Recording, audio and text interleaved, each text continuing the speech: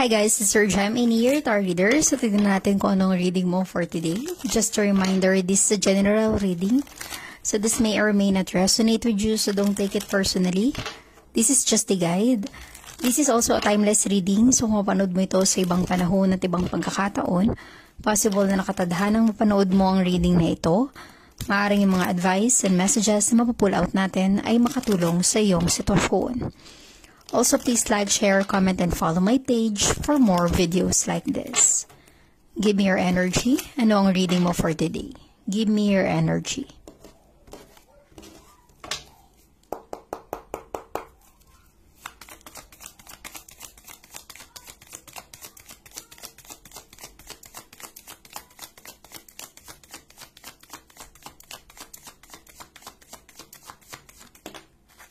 Okay.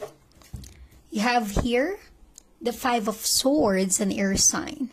Maaaring ang iba sa inyo ay connected with an air sign, Gemini, Libra, and Aquarius. Posible rin ikaw ay an air sign energy. Maaari rin may letter A sa pangalan mo or sa pangalan ng person na involved sa'yo. So, this is a conflict. Ibig sabihin niya, nagkakaroon ka ng problema with someone. Hindi kayo magkasundo. Hindi kayo magkaunawaan. Maaaring merong nakapagbitaw ng masasakit na salita sa pag-aaway niyong yun. Maaring ikaw yung nakapagbitaw ng masasakit na salita or siya mismo.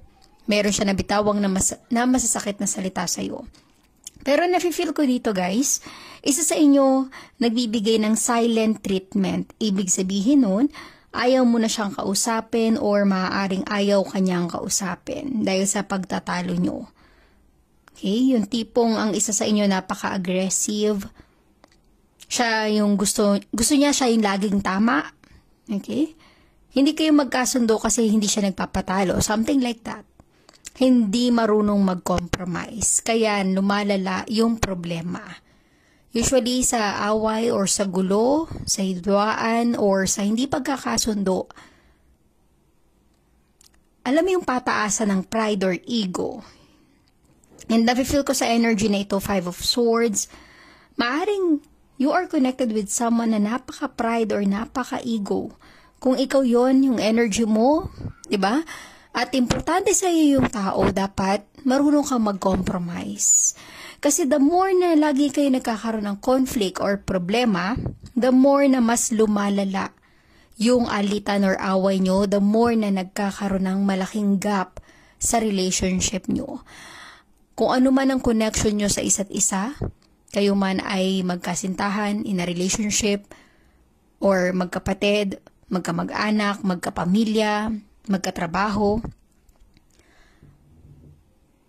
Yung problemang pinagdadaanan nyo mas lalala kung hindi nyo ito aayusin. Kung mas mananaig ang pride or ego at walang marunong mag-compromise.